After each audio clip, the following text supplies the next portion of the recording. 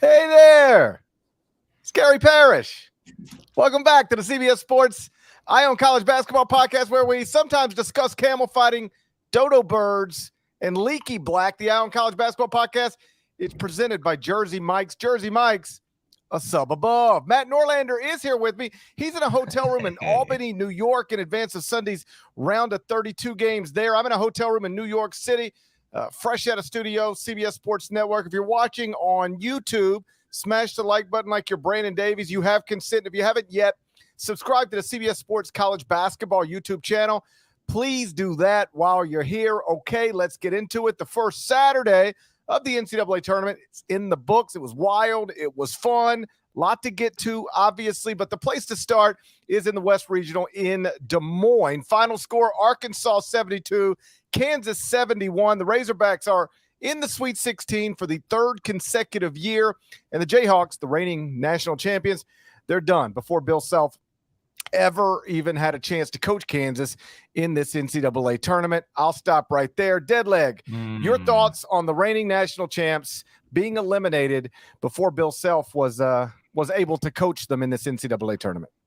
You know what? I'm going to give a couple of shout outs at the top here. I'm going to apologize. I don't have my normal board, so you're hearing me come through my mic. But our tireless, amazing editor, Marcus Nelson, assured me he'd be watching live on YouTube and smashing the like button like he's Brandon Davies. Shouts to Marcus Nelson. We appreciate everything you do behind the scenes at CBSSports.com. And I believe the one and only Jamie Erdahl might be checking in and watching right now because she tweeted old Giddy Up logo with the horns or whatever that is emoji. Jamie, you're doing an amazing job, continuing to do an amazing job as you always do on sideline duty. Jamie will be back on the sidelines for Sunday's games as she was for Fridays. I believe she's in Columbus. As to your question, man, Kansas is down. No Bill Self. I think that's the difference in this one. Credit to Muss. Oh, actually, I have something else to report at the top here. Just texted with Muss. I needed to get this on the record. I said, listen, I'm about to podcast with GP right now. Can we get a guarantee that another shirt-off celebration is coming if a Sweet 16 victory happens? He said, he gave me ha, ha, ha, ha, ha. Yep, thumbs up. I said, okay. So if you want more shirtless Muss, it's coming. Look at that. If you're watching right now, you're seeing it. You know what? I got to be honest. A couple of things. One, you'd rather die than take your shirt off in public, correct?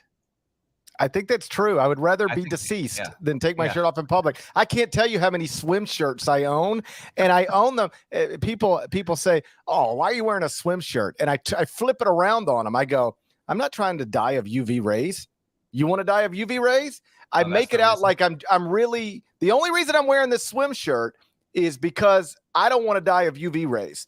That's my official public position. The truth is, I hate myself. If I look like Muss, I would take my shirt off all the time. I don't look like Muss. That's a 58-year-old man right there. He looks good. He's doing more than okay for himself there, without a doubt. There is a rising campaign in our live chat for you to take off your shirt. And they don't want peacock noises. They don't want Razorback noises. They don't want tiger noises. They want shirtless GP on the YouTube stream, folks. This might be the last ever podcast we do if somehow we get to that point. So I don't even take my shirt off at home. He's going to go to bed tonight in that suit and tie. He's not even going to change. No, I swear to God. And if people are in the bathroom when I have to get into the shower, I get into the shower and then I throw my shirt out of the shower. That's a fact.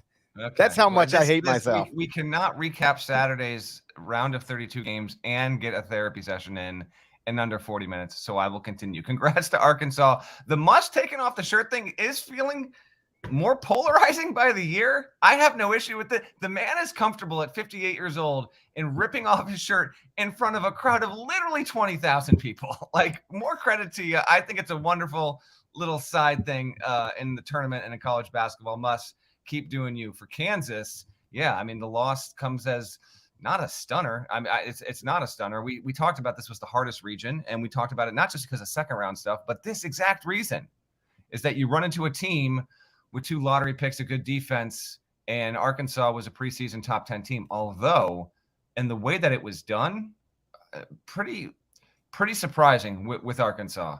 Had Bill Self been on the sideline, I actually think maybe it does make a difference. I think you can easily argue it makes a difference. We're talking about a 1-point difference at the end there. But Arkansas didn't get a huge game out of Nick Smith. Didn't get any game. Future top 5 pick potentially scored 0 points. It was all Devo Davis, who had 25. Ricky Council had 21. Devo Davis was awesome. His post-game interview, give another shout out. Allie LaForce did a great job. And that emotional scene was tremendous. We were light on dramatics for the most part on Saturday. We got some big stuff. We'll get to Princeton, obviously. But there's been a few awesome post-game interview scenes we've gotten over the past 3 days. And Devo Davis kind of breaking down and just trying to explain how all the hard work is paying off. And I get where he's coming from, because Arkansas had lost 4 of its last 5 games heading into the tournament, was a popular team to fade for some. Arkansas only led for 1:43 in this game, only led for 1 minute and 43 seconds, but it pulled it off, man. And now I'll let you speak on the Self stuff, but I got a couple nuggets. All Final Four teams from last year, they're gone. That's only 2 times in the past 17 years that Final Four teams from one season were all out before we got to the Sweet 16. And Kansas continues to trend where the reigning national champion does not make the Sweet 16. The last time we got it was 2016 with Duke. And now with Purdue and Kansas losing, 2023 becomes the 5th tournament since we expanded in 85 to have 2 1 seeds gone before the regional semis. 2018, 2004, 2000, and 1981 are the other tournaments to have 2. There has never been a tournament with 3 1s or more gone before the Sweet 16. That will continue. Bama and Houston. We'll get to you. Obviously, both won on Saturday. Congrats to Arkansas.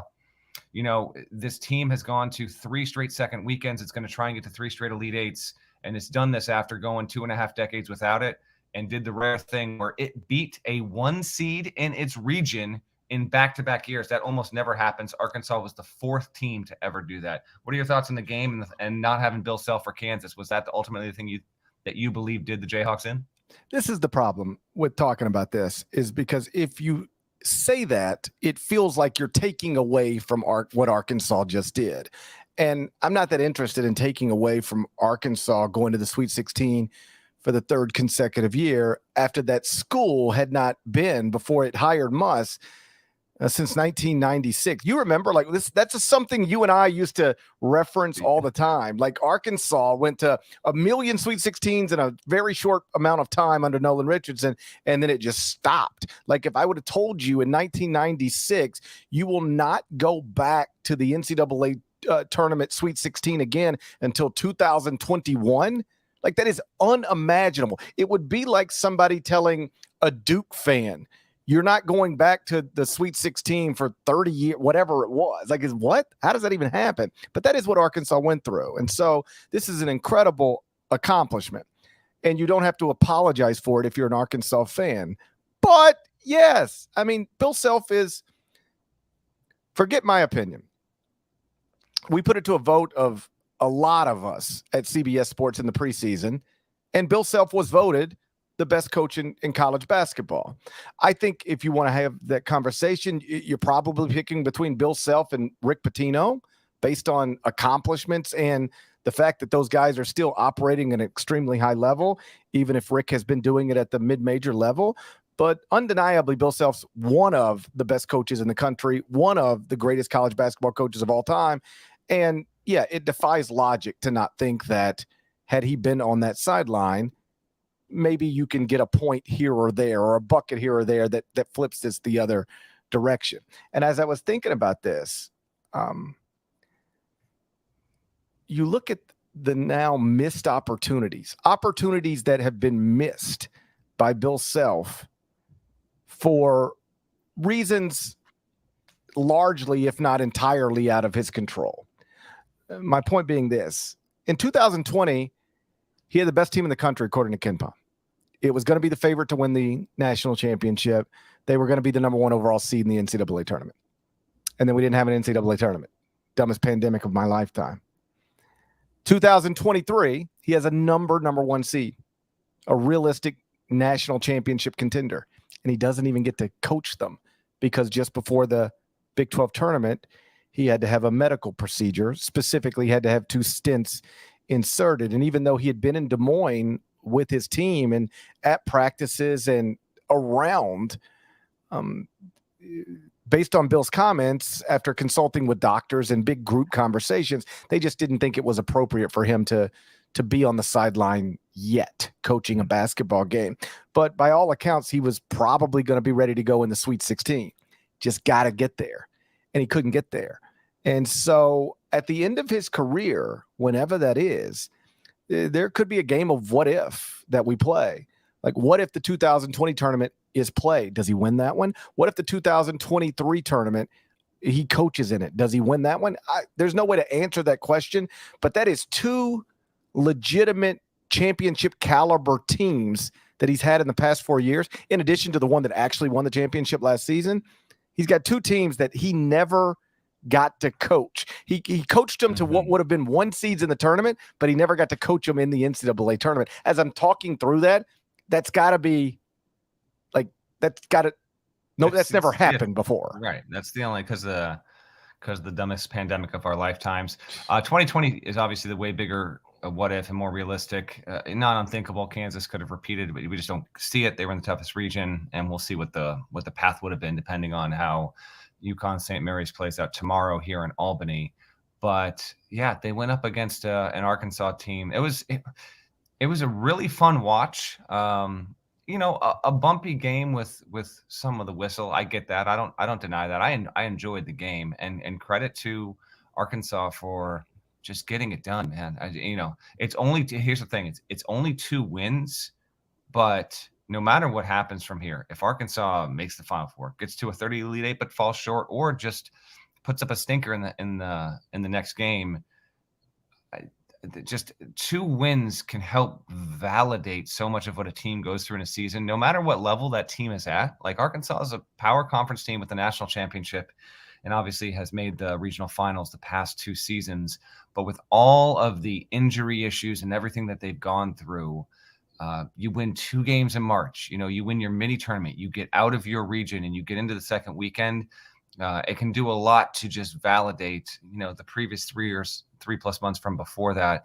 And it doesn't discredit, the teams on the losing side of that. It doesn't. But for Arkansas and Muss, I think there is a lot to what they must be feeling after gutting it out and winning a really close game against a number 1 seed that got put in the toughest region of all. And it's going home. Kansas, yet another example. There are plenty of examples of not, but yet another example here of Kansas getting booted in the first weekend.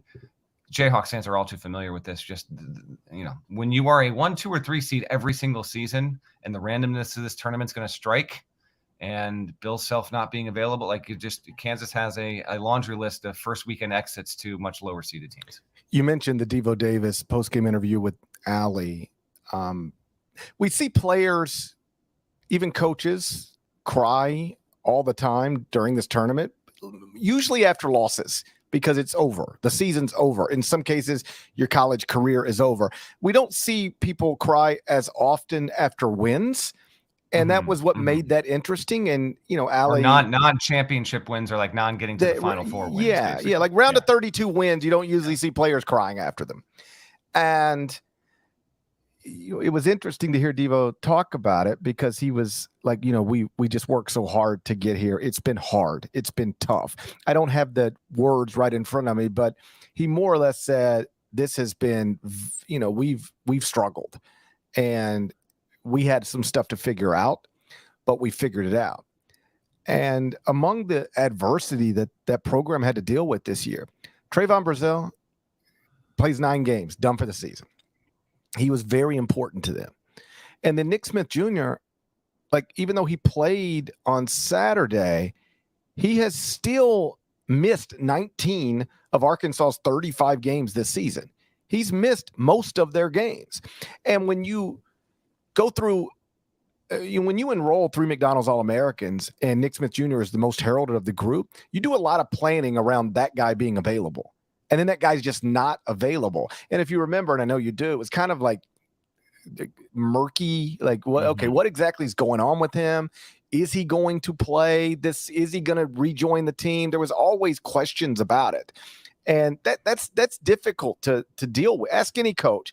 You spend a whole offseason planning around having a guy available, and then he's not, and then you don't know if he is. And then when he is, then he might go away again, and just a lot of question marks. And it's among the reasons this is wild to think about. Arkansas started 1-5 in the SEC, finished 8-10 in the SEC, 2 games below 500.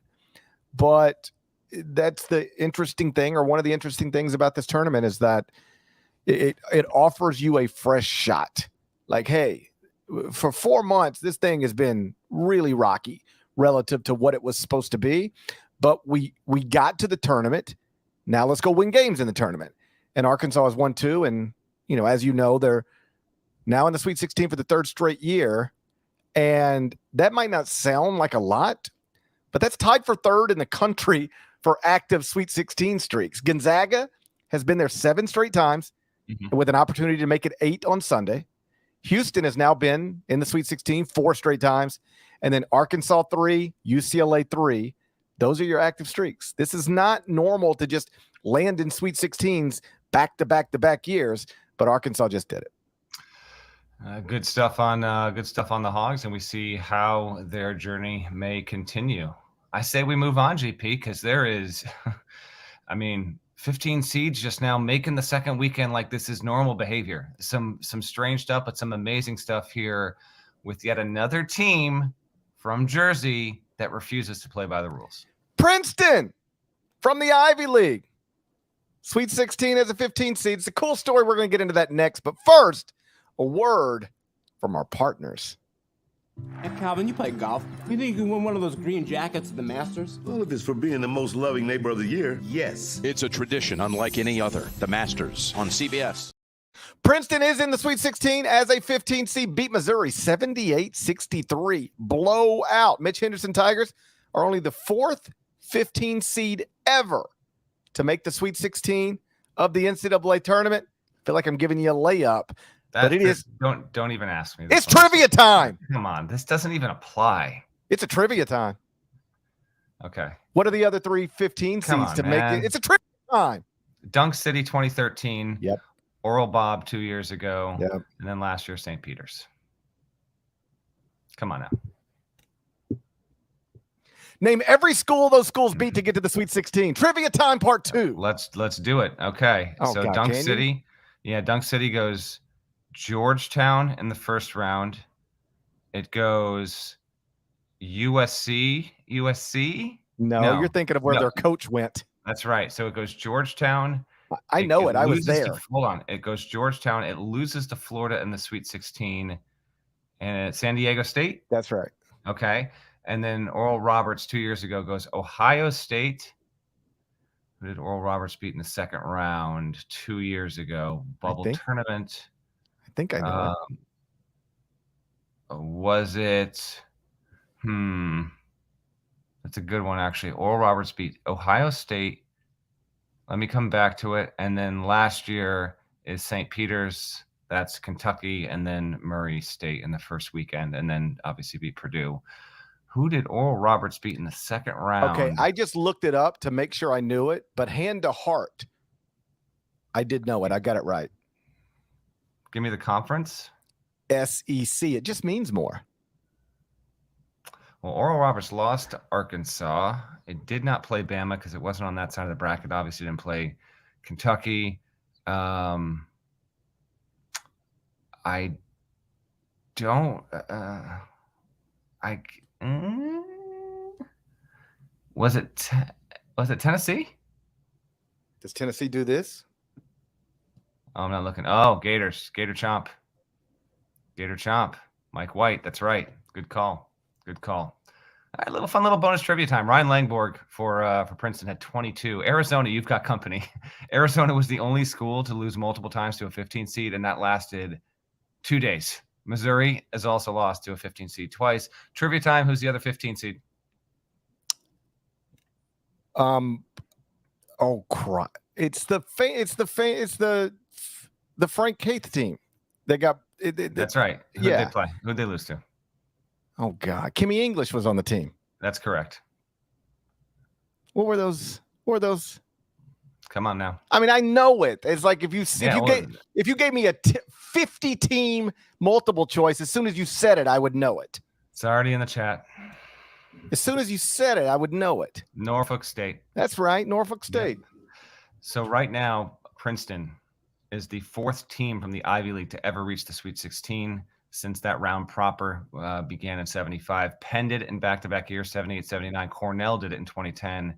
And now on Saturday night, Missouri became the first team since Dartmouth in 42 to beat an SEC team in the tournament. First Ivy League team. The league was 1-10 against the SEC going into this game. And not just that, Princeton destroyed them, man. Yep. Like Dunk City did this so other teams could. Dunk City flew so other teams could soar. With the way that they beat Georgetown and Florida, who could ever forget the Florida game? Obviously, that really set the table for this a decade ago. It's the win was 15-point margin, I believe. Here, it's the largest ever by a 15 seed in any game. Period. Now, UMBC beat Virginia by 20, which still makes that like beyond stunning because that was the number 1 overall seed. But credit to Princeton. Princeton held Arizona to 55 points. That team averaged 82 a game going into that game. And then Missouri, another offensive-minded team, dropping 79 a game, only got 63. Just awesome, awesome, awesome stuff, and continues to be an amazing story for a number of reasons. But the biggest one to me is Pete Carrill, the greatest coach in Princeton history. He never made a Sweet 16. In fact, the last time Princeton got there was 67. That was the last season before he took over and guided that program for 3 decades. So Princeton is back in the Sweet 16 for the first time in more than 55 years. It was a 23-team field the last time that Princeton was in this round of the tournament. And credit to Mitch Henderson, man. Because the game didn't end on a buzzer beater. It wasn't just tension for 40 minutes, similar to like what Purdue FDU was. It isn't carrying this like massive amounts of energy as we head into Sunday, but I'm still wowed by it. I'm still floored by it. We've got an Ivy League team on the 15 line that is just bulldozing its way, the way it wants to play into the Sweet 16. And I don't know who's going to win between FAU or FDU. That's going to be another great. I know who's going to win. Well, okay, go ahead and call your shot if you really want to jinx an entire program and university here. But we are guaranteed just a story that the nation will be paying attention, at least one, and there will be more than one. Like Princeton, it's funny how these Ivy League schools can get people to feel like all, chummy and gooey and rooting for these Ivy, like in no other walk of life are people being like, yeah, the dude from Princeton loves. Yeah. Hey, if you're cheering for Princeton right now, just know they're alums. They look down at you. Yeah. They think you're stupid. I love the juxtaposition. I love the dichotomy of that. But that team is awesome, and I cannot wait to see what they do in the next round, man. This is 15 seed 3 years in a row. Obviously, a first in tournament history. This is becoming way too commonplace.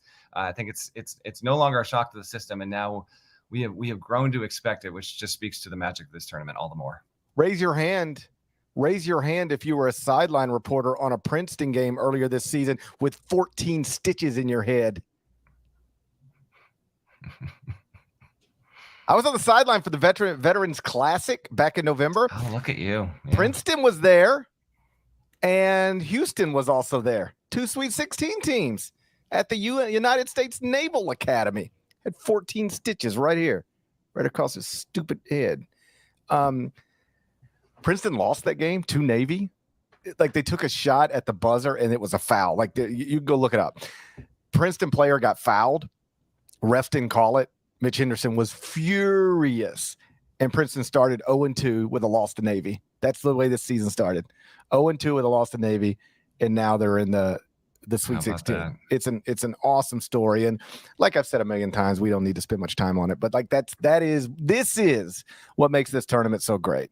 Yeah, it's awesome when the UCLAs and the Indianas and back when North Carolina used to make the tournament, the North Carolinas. When they advanced it, like that's the big brands are fun, but like FDU winning, the fact that we're either going to have Florida Atlantic or Fairleigh Dickinson in the Sweet 16 is incredible. By the way, Florida Atlantic, imagine that. Imagine you tell Dusty May this at any point in the season. I can promise you're going to get to the round of 32. And then you're going to be a 15-point favorite in the round of 32. Florida Atlantic is a 15-point favorite. Unbelievable. Yeah. What That's a awesome. deal. What a deal. You going to bounce around a little bit? Let's bounce. Elsewhere And by the way, on as we do this, people are saying I look tired as hell. I mean, I maybe do, but I'm still good. I'm not trying to speak too loudly because again, I'm in a hotel room as you are, and I don't want. The last thing I need is like being in the middle of a podcast and the front desk calls my room and it's because there's a noise complaint. So I'm trying to keep the volume like pretty steady, pretty low. Well, here, see, this all. is where just to clarify, you're in a hotel room. Yeah. I'm in a hotel suite. Okay. I am in what they refer to as a suite.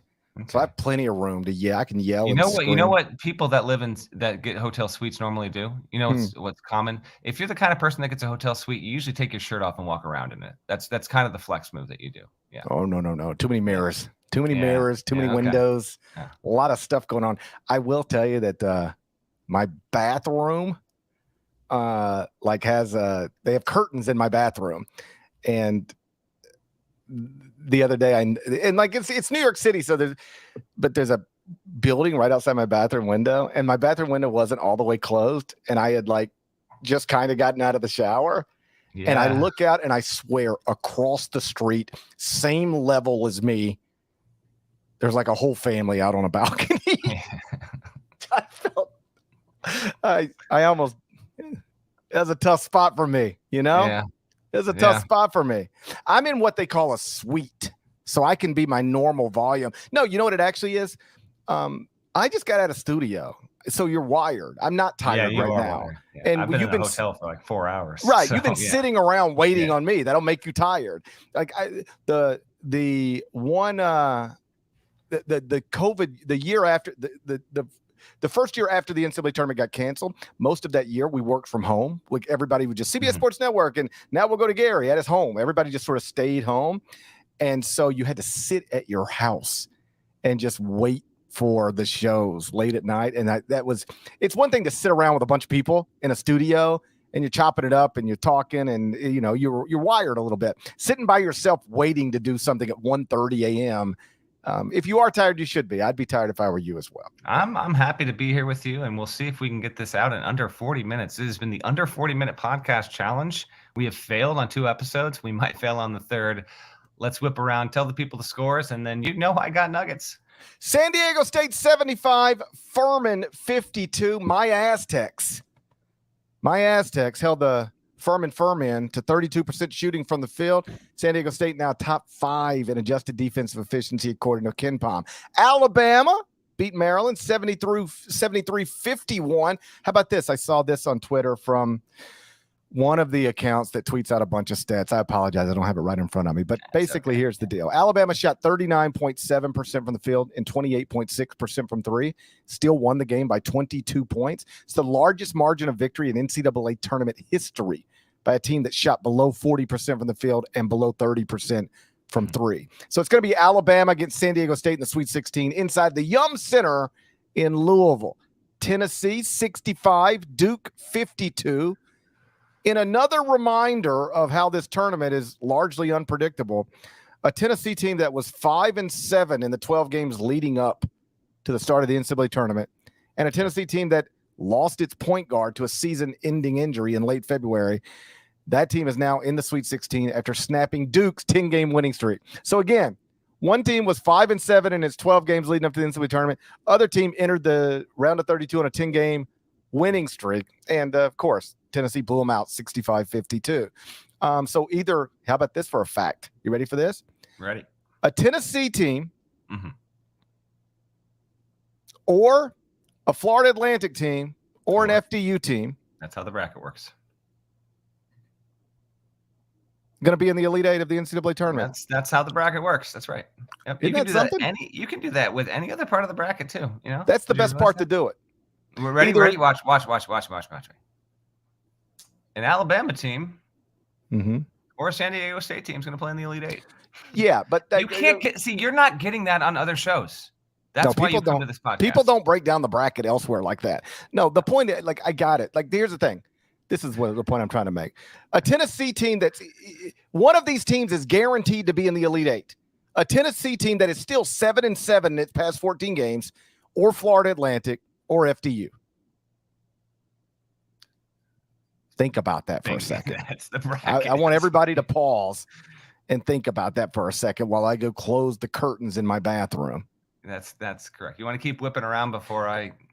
Houston 81, right. Auburn 64. Marcus Sasser played despite dealing what medical professionals call an adductor injury. Oh, okay. So Houston's either going to play Indiana or Miami in the Sweet 16 of the Midwest Regional in Kansas City. Texas 71, Penn State 66. Dylan DeSue 14-20 from the field, 28 points, 10 rebounds. The Longhorns either going to play Xavier or Pitt, the Sweet 16 in Kansas City. UCLA 68, Northwestern 63. Jaime Jaquez 11-19 from the field, 24 points, 8 rebounds, 4 assists. UCLA, like we noted, in the Sweet 16, third straight year. Bruins are either going to play Gonzaga or TCU in the Sweet 16 in Las Vegas. I think that touches on the 6 games that we didn't touch on previously. I'll let you take it wherever you want to.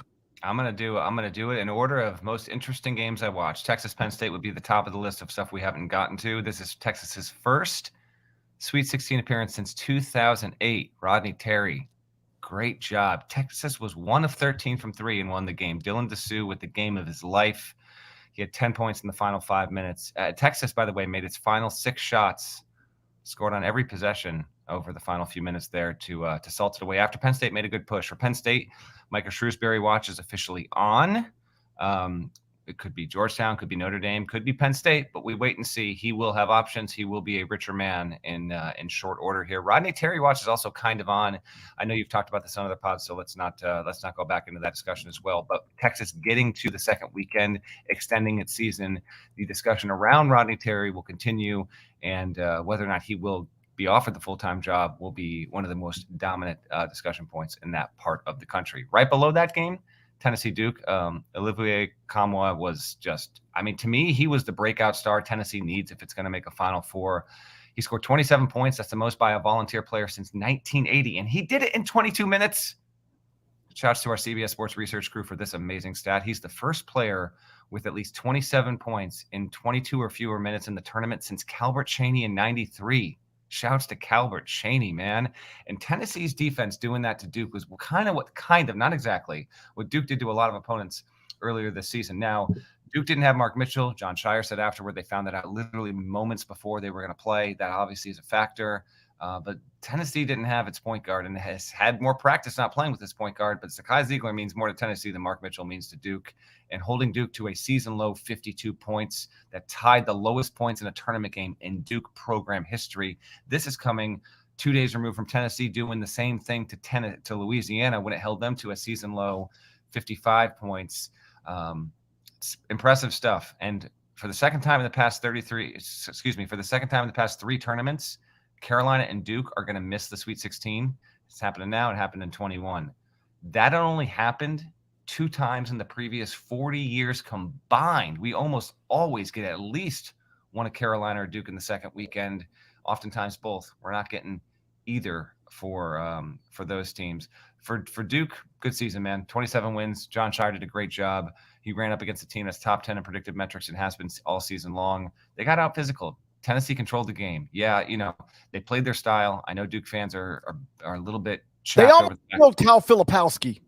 I know. And Kyle Filipowski deserves hazard play, man. My goodness. There was like 9 games this year where this dude was just taking shots. But I know you agree. Shire did a good job this season. You wanna put a bow on Duke since they are done? Yeah, I think you can, and we've talked about this throughout the season. So is John Shire's year 1 going to go down as successful or not? It depends on how you look at it. Based off of preseason expectations, it's not successful. They were preseason top 10 team, and they were unranked much of the season, and they lost in the round of 32 to a Tennessee team that had just lost its point guard in late February, certainly late in the season, and a Tennessee team that had sort of limped into the NCAA tournament. So that's one way of looking at it. The other way of looking at it is that when Duke was at full strength, Duke was awesome this year. It just wasn't at full strength very often. And then once again today, they run into injury problems. Not out of nowhere, but like a key player was injured in practice heading into this game. Yeah. And so I think as we sit here now on March 19th, a little after midnight, it's now after 2 a.m. on the East Coast, I think you can say that all things considered, the injuries, the lack of returning players, meaningful returning players on the roster, all things considered, I think you can say Jon Scheyer looked the part in year one. I don't think there's much, if you're a Duke fan, if anything, that you look at the season and you go, are we sure about this? I think you should feel pretty good about it. Yep, you should feel good going into year two. We will see. We don't know what we'll get from year two. We will see. I know what we're going to get from year two. I know. Here we go. So good job on Tennessee to break through. That was a team a lot of people were fading, but Rick Barnes is now 27-27 all time in the NCAA tournament. I mentioned no Duke and no UNC in the Sweet 16. There's no Kansas as well. And if UCLA lost to Northwestern, it would have been the first time in tournament history that the final 16 teams didn't include at least one of UCLA, Kansas, Duke, or Carolina. But UCLA moves along with the greatest coaching program history. Yep.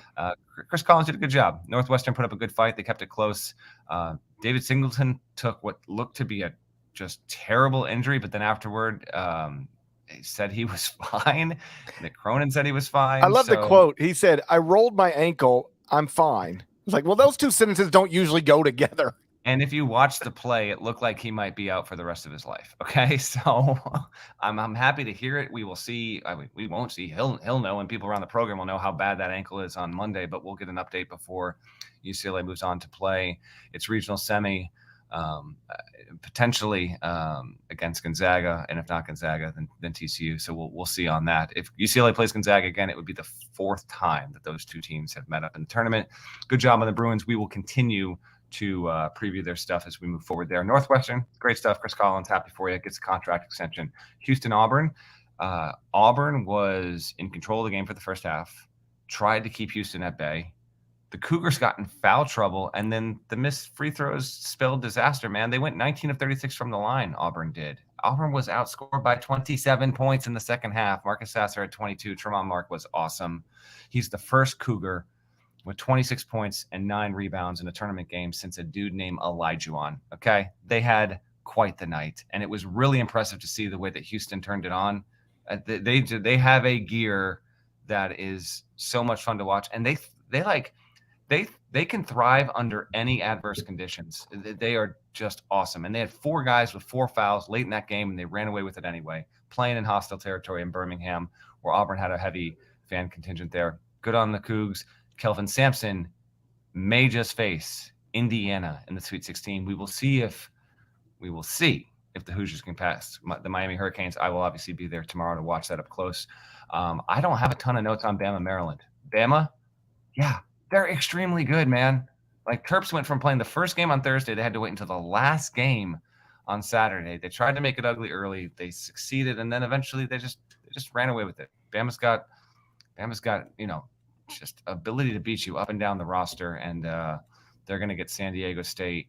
By the way, the only Bama coach now in history with 2 Sweet 16 appearances or more, Nate Oates and a dude named Wimp Sanderson, who's revered obviously in that part for his hoops. And then to me, San Diego State Furman was, unfortunately, it was the snoozer of the day. It was the least compelling game. San Diego State got its largest tournament win by margin in program history, 23 points. It locked the doors in the paint on Furman, and that just did it in. And here's the thing on San Diego State, and again, we'll talk about this more as we preview, but I at least want to just set the table for you.